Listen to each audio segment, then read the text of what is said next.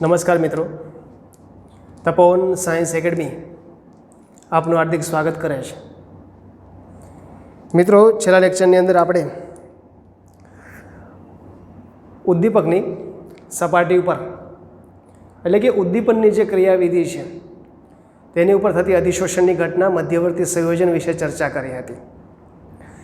હવે મિત્રો, આપણે આ પ્રશ્નમાં વાત કરીશું ગહન ઉદ્દીપનની અગત્યની ખાસિયતો. ગહન ઉદ્દીપનની અગત્યની ખાસિયતની વાત કરવામાં આવે તો એવું કહી શકાય કે ગહન ઉદ્દીપક છે એ ગહન ઉદ્દીપકની સપાટી ઉપર થતી અધિશોષણની ઘટના, એના માટે કઈ કઈ બાબતો અગત્યની છે એ બાબતોની આપણે ચર્ચા કરીશું. તો મિત્રો, પહેલાં એમાં કહી શકીશું આપણે સક્રિયતાની વાત કરીએ. પહેલો મુદ્દો કે પહેલો ટોપિક છે એ સક્રિયતા. એટલે કે સક્રિયતા નામ પરથી યાદ રાખી શકાય એવું છે. સક્રિયતા એટલે શું? તો ઘન પદાર્થની સપાટી જે ઉદ્દીપક તરીકે વર્તે છે સક્રિય હોવી જોઈએ, અને એ જો સક્રિય હશે તો એની સપાટી ઉપર પ્રક્રિયકના અણુઓ ગોઠવાય અને પરિણામે એનું નિપજમાં આપણે રૂપાંતરણ કરી શકીએ. એટલે પહેલો જ મુદ્દો છે સક્રિયતા, કે ઘન પદાર્થની સપાટી એટલે કે ઉદ્દીપકની સપાટી સક્રિય થવી જોઈએ.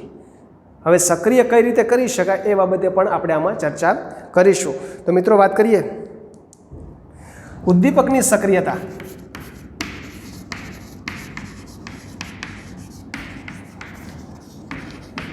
રાસાયણિક પ્રક્રિયા માટે જવાબદાર છે. એટલે કે ઉદ્દીપક એક્ટિવ હોવો જોઈએ, સક્રિય હોવો જોઈએ. ઉદ્દીપક જો સક્રિય હશે તો એની સપાટી ઉપર અન્ય પ્રક્રિયકના અણુઓ ગોઠવાઈ શકે અને રાસાયણિક પ્રક્રિયા શક્ય બને. ઉદ્દીપકની સપાટીને સક્રિય કરવા માટે શું કરવું પડે? તો ઉદ્દીપકની સપાટી ઉપર પ્રક્રિયકના અણુઓ જે છે એ ગોઠવાવા જોઈએ. એટલે કે ટૂંકમાં અધિશોષણની ઘટના થવી જોઈએ અને ઝડપથી અધિશોષણ થવું જોઈએ. સક્રિયતા એટલી વધારે હોવી જોઈએ કે અન્ય પ્રક્રિયકના અણુઓને પોતાની સપાટી ઉપર શું કરે છે? જકડી રાખે છે. એના માટે આપણે કહી શકીશું પ્રક્રિયકો ઉદ્દીપકની સપાટી પર પ્રબળતાથી આકર્ષણ અથવા તો આકર્ષાવવા જોઈએ. એટલે કે કોઈ ઘન પદાર્થ છે જે ઉદ્દીપક તરીકે વર્તે છે, તો અન્ય પ્રવાહી અથવા તો વાયુના અણુઓ જે સતત અશ્વ્યસ ગતિ કરતા હશે એ આની સપાટી પર પ્રબળતાથી આકર્ષાવવા જોઈએ.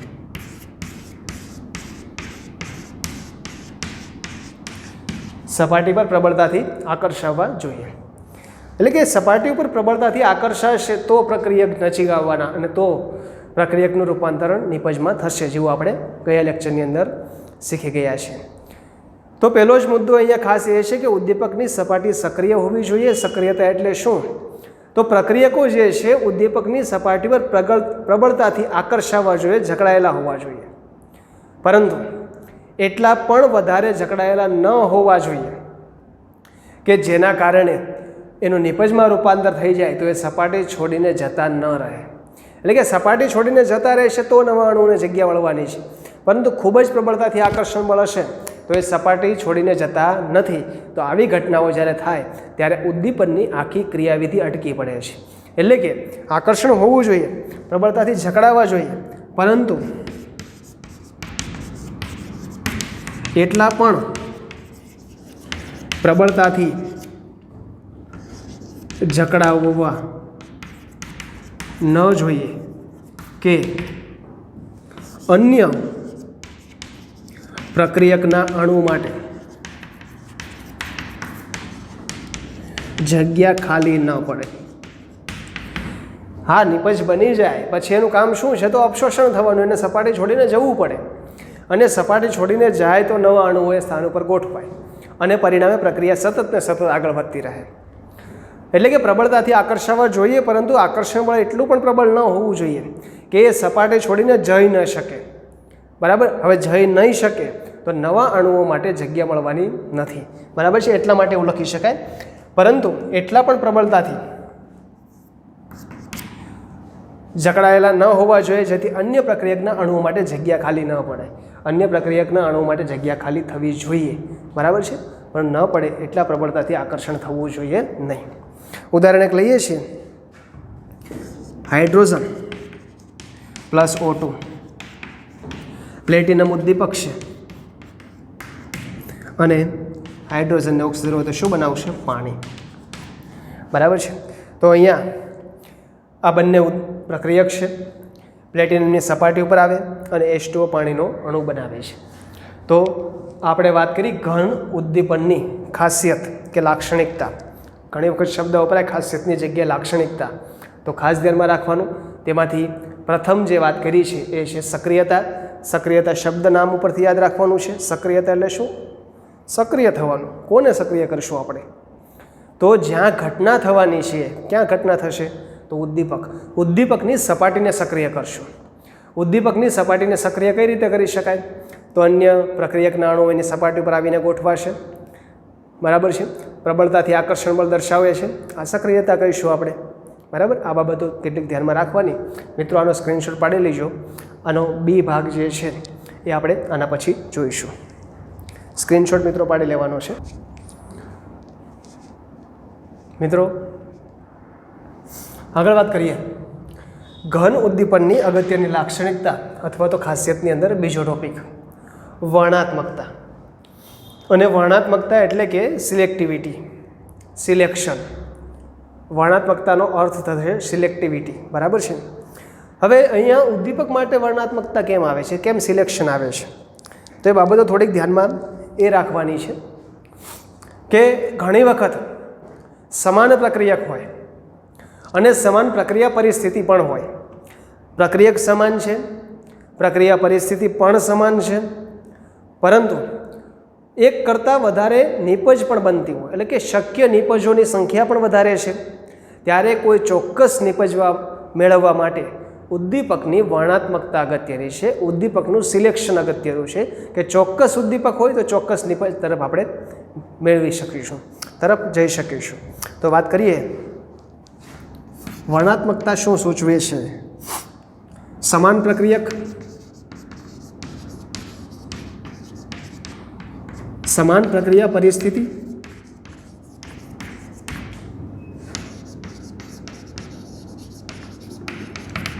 હોય ત્યારે એક કરતાં વધુ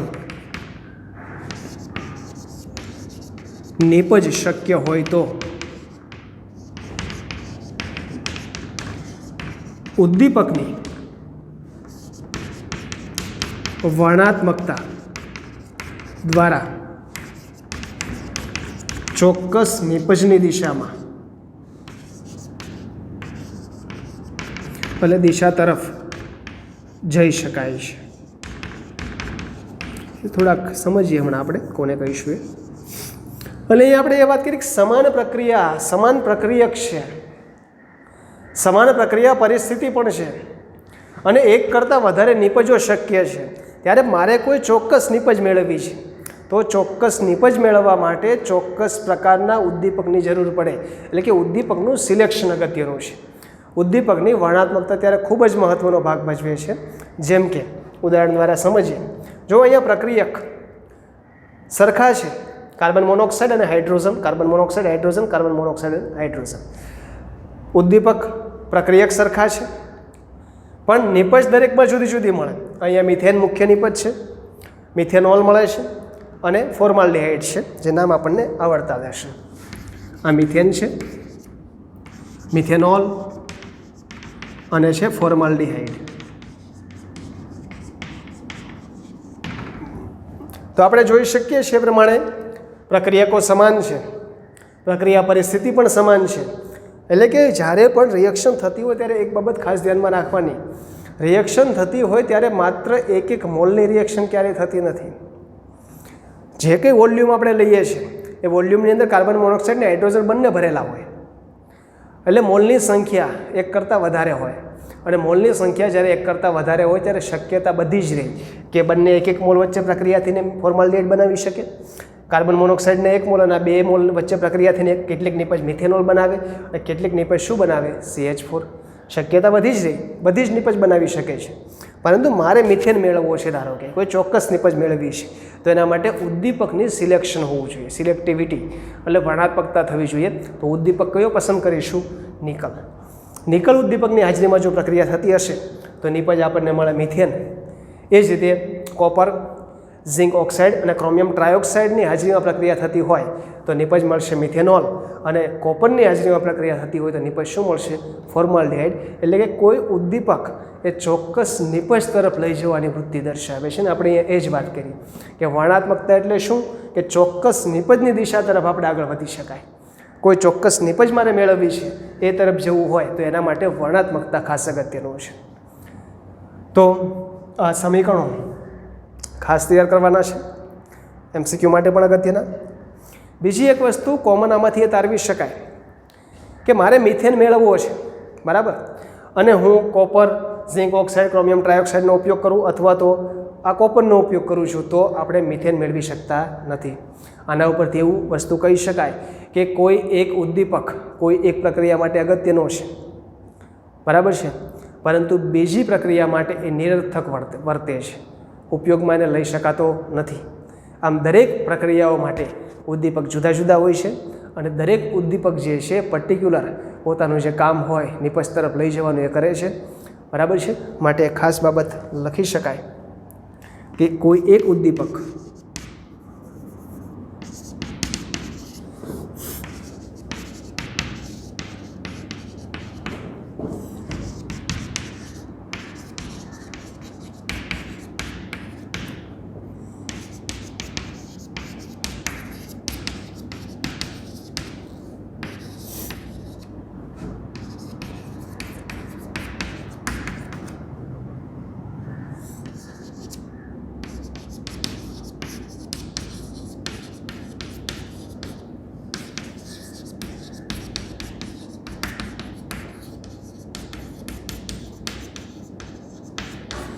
એટલે કે કોઈ એક પ્રક્રિયક હોય એ કોઈ પ્રક્રિયા માટે સાર્થક નીવડે એને ઉપયોગમાં લઈ શકાય, પરંતુ બીજી અન્ય પ્રક્રિયાઓ હોય ત્યારે નિરર્થક નીવડે છે, એટલે કે એને ઉપયોગમાં લઈ શકાતો નથી.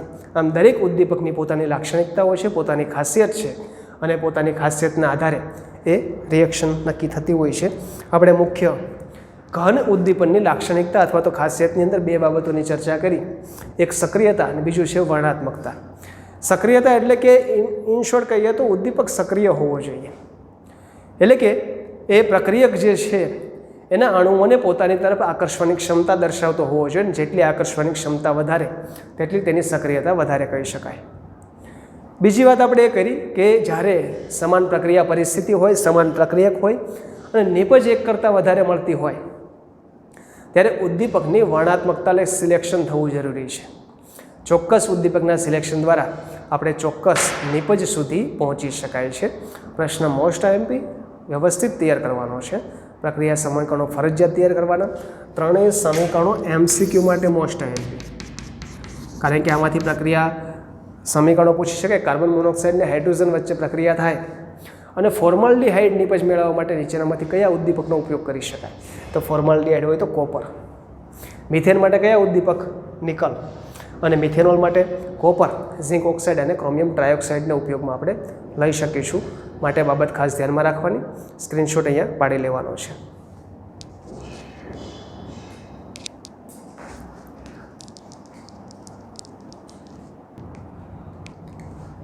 મિત્રો આગળનો પ્રશ્ન જોઈએ. પ્રશ્ન નંબર 15, ઝિયોલાઇટ વડે આકાર વર્ણાત્મક ઉદ્દીપન સમજાવો. હવે અહીંયા નવો શબ્દ એવો આકાર વર્ણાત્મક. તો આકાર વર્ણાત્મક ઉદ્દીપક પહેલાં તો કોને કહીશું, કે ઉદ્દીપનની ક્રિયાવિધિ પહેલાં કોને કહીશું આપણે સમજવું પડશે. તો ઝિયોલાઇટ વડે આકાર વર્ણાત્મક ઉદ્દીપન સમજાવો. તો જે ઉદ્દીપનની ક્રિયામાં ઉદ્દીપકના છિદ્રો અને પ્રક્રિયક અને નિપજના અણુઓની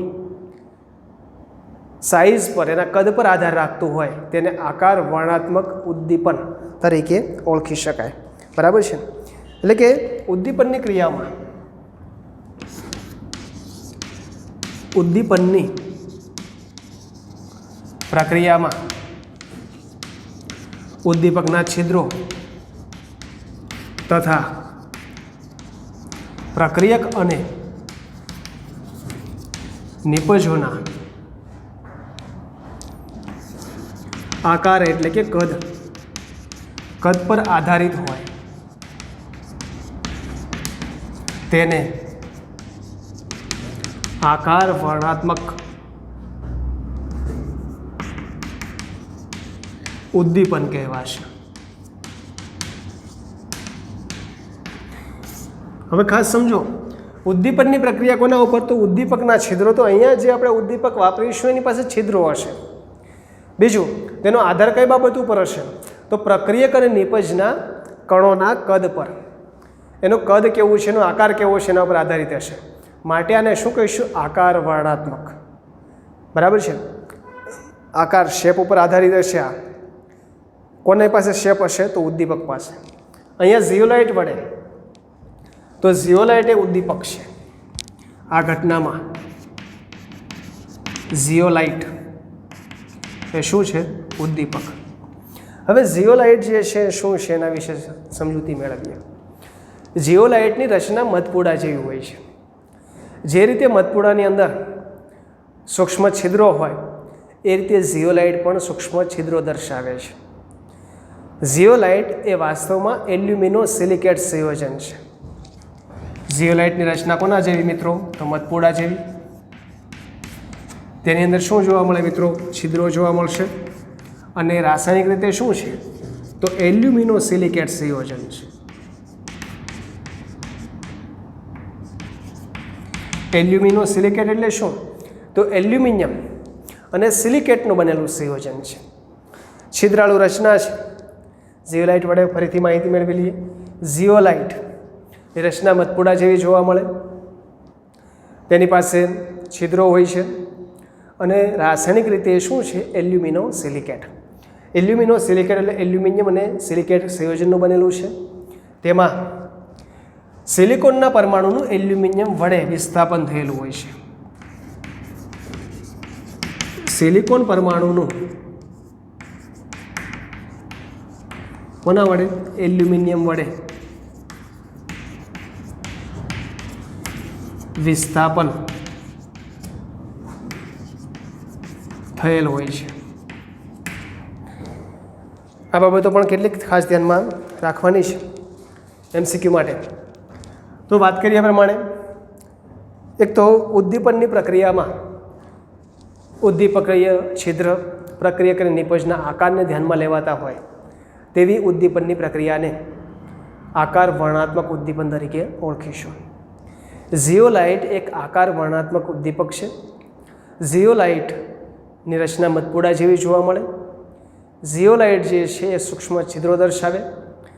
ઝિયોલાઇટ રાસાયણિક રીતે એલ્યુમિનો સિલિકેટ છે, જેમાં સિલિકોન પરમાણુનું વિસ્થાપન એલ્યુમિનિયમ વડે થયેલું હોય છે. એમસીક્યુ માટે આ પણ બાબત એક ખાસ ધ્યાનમાં રાખવાની. ઝિયોલાઇટની અંદર SiO4- એકમની અંદર Si+4 આયનો જે છે એનું AlO4- એકમમાં રહેલા Al+3 આયનો દ્વારા વિસ્થાપન થાય છે. એટલે કે એલ્યુમિનો સિલિકેટ છે. એલ્યુમિનિયમ સિલિકોન અને ઓક્સાઇડ એનું સંયોજન હોય. તો SiO4- ની અંદર સિલિકોન +4 ચાર્જ ઉપર હશે. એનું વિસ્થાપન કોના વડે થશે? AlO4- માં રહેલા એલ્યુમિનિયમ +3 વડે વિસ્થાપન થયેલું હોય છે. તેના જે છિદ્રો હોય એ અલગ અલગ ઝિયોલાઇટ આવે છે. એ છિદ્રોની સાઇઝ 260 pm થી લઈને 740 pm સુધીની છે, જે એમસીક્યુ માટે ધ્યાનમાં રાખવાનું. આ ઝિયોલાઇટના છિદ્રોની સાઇઝ કેટલી હોય છે? 260 pm થી લઈને 740 pm સુધીની હોય. ઝિયોલાઇટનો મુખ્ય ઉપયોગ અને વધારે પ્રમાણમાં ઉપયોગ પેટ્રોલિયમ જે છે એનું વિભંજન કરવા માટે વપરાય છે. બરાબર છે? જેમ કે ઉદાહરણ તરીકે એમસીક્યુ માટેનો પ્રશ્ન, ZSM-5 હોય. ZSM-5 ઝિયોલાઇટનું નામ છે. એ આલ્કોહોલની સીધું ગેસોલિન એટલે કે પેટ્રોલમાં નિર્જલીકરણ દ્વારા રૂપાંતર કરે છે અને હાઇડ્રોકાર્બનનું શું આપે છે? મિશ્રણ. આમ વિભંજનની ક્રિયા માટે ઝિયોલાઇટ ખાસ અગત્યનો ભાગ ભજવે છે. આ ત્રણ એમસીક્યુ માટે ફરજિયાત યાદ રાખવાનું. ZSM-5 કોનું રૂપાંતર કરે છે? તો આલ્કોહોલનું સીધું શેમાં? ગેસોલિન એટલે કે પેટ્રોલમાં રૂપાંતર કરે. એ ઉપરાંત ઝીઓલાઇટનો ઉપયોગ કઈ જગ્યાએ કરી શકાય? તો પેટ્રોલિયમની વિભાગીય નિસ્યંદનની પ્રક્રિયા હોય એમાં વિભંજનની ક્રિયા માટે ઉપયોગી છે. ઝીઓલાઇટનું છિદ્રનું 260 pmથી કદ કેટલું છે? 740 pm.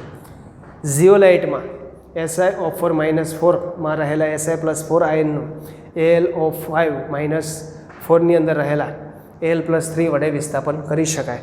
અને ઝીઓલાઇટ એ શું છે? રાસાયણિક રીતે એલ્યુમિનો સિલિકેટ પ્રકારનું સંયોજન છે.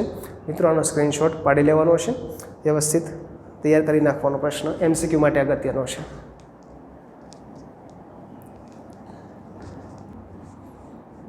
મિત્રો આગળના પ્રશ્નની ચર્ચા કરીએ. ઉત્સેચક ઉદ્દીપન ઉદાહરણ આપીને સમજાવો. તો પહેલાં તો આપણે સમજવું પડશે કે ઉત્સેચક એ શું છે. ઉત્સેચક માટે વાત કરીએ તો એ શરીરની જે જૈવ રાસાયણિક પ્રક્રિયા હોય એ જૈવ રાસાયણિક પ્રક્રિયા માટે કામ કરે છે. તો એના માટે વાત કરીએ, ઉત્સેચકો જટિલ નાઇટ્રોજનયુક્ત કાર્બનિક સંયોજન છે. એટલે કે જટિલ નાઇટ્રોજનયુક્ત નાઇટ્રોજન દર્શાવતા કાર્બનિક સંયોજન છે જે શરીરની અંદર અવેલેબલ હોય છે, મળી આવે છે. અને આ ઉત્સેચક જે છે એ શરીરની જૈવ રાસાયણિક ક્રિયાઓ કરવા માટે મહત્વનો ભાગ ભજવે છે. એ ઉચ્ચ આણ્વીય દળ દર્શાવતા પ્રોટીનના અણુઓ છે. અને ઘણી વખત ઉત્સેચક જે છે એ લોંગ ચેઇન પણ દર્શાવે, લાંબી શૃંખલા પણ દર્શાવે છે. તો ઉત્સેચકો જટિલ નાઇટ્રોજનયુક્ત કાર્બનિક સંયોજન છે, ઉચ્ચ આણ્વીય દળ દર્શાવતા પ્રોટીનના અણુઓ છે. ઉત્સેચકોની કાર્યવિધિની વાત કરીએ તો શરીરની અંદરની જૈવ રાસાયણિક પ્રક્રિયાઓ હોય એ જૈવ રાસાયણિક પ્રક્રિયાઓને ઉદ્દીપિત કરવાનું કામ ઉત્સેચક દ્વારા થાય છે.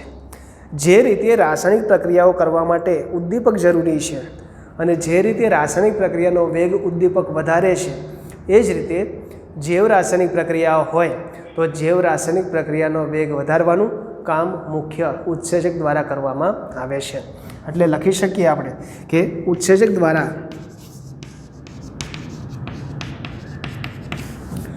શરીરની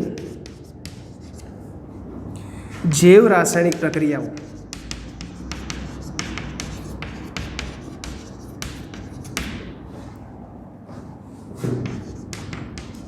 અગત્યનો ભાગ ભજવે છે. શરીરની જૈવ રાસાયણિક પ્રક્રિયામાં અગત્યનો ભાગ ભજવે છે. આ પ્રક્રિયાઓ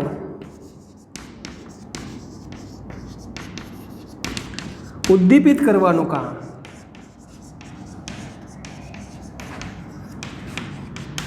કામ ઉત્સેચક દ્વારા થાય છે.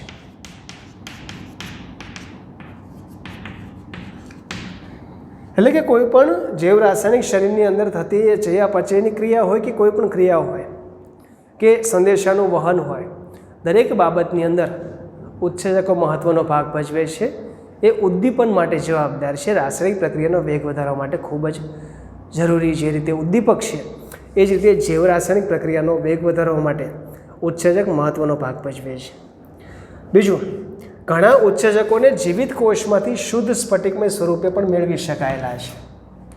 ઘણા ઉત્સેચકો એવા છે જેને જીવિત કોષ એટલે શરીરની જે કોષો હોય છે, સેલ હોય છે, તેની અંદરથી શુદ્ધ સ્ફટિકમય સ્વરૂપે પણ આપણે મેળવી શકેલા છીએ. એ પ્રકારના પણ ઘણા ઉત્સેચકો મેળવી શકાય. અને એનું પ્રથમ સંશ્લેષણ 1969માં થયું હતું. સૌપ્રથમ સંશ્લેષણ 1969માં કરવામાં આવેલું હતું. ઇન શોર્ટ, આ બધી જ બેઝિક માહિતી કે ઉત્સેચક એટલે શું. તો ઉત્સેચક એટલે હમણાં જ વાત કરીએ જટિલ નાઇટ્રોજન દર્શાવતા હાઇડ્રોકાર્બન સંયોજન છે. આ સંયોજનો જે છે એ શરીર માટે ખૂબ જ મહત્ત્વનો ભાગ દર્શાવે છે, ભાગ ભજવે છે.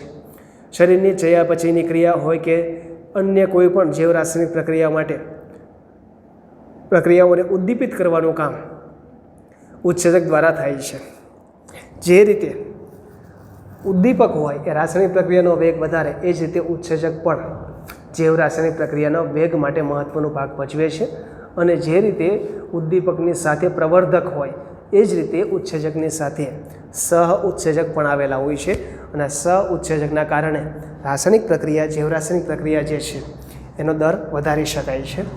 આમ ઉત્સેચક જૈવરાસાયણિક પ્રક્રિયા માટે મહત્ત્વનું છે અને પ્રક્રિયાઓને ઉદ્દીપિત કરવા માટે મહત્ત્વનું છે. પ્રશ્ન આપણો એવો છે કે ઉત્સેચક ઉદ્દીપન ઉદાહરણ દ્વારા સમજાવો. તો કેટલાક આપણે આના ઉદાહરણો જોઈશું. એના પહેલાં મિત્રો આનો સ્ક્રીનશોટ પાડી લેવાનો છે.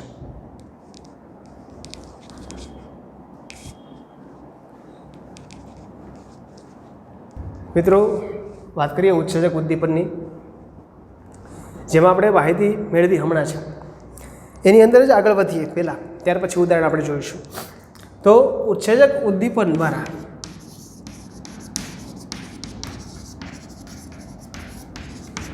પ્રાણીઓ તેમજ વનસ્પતિ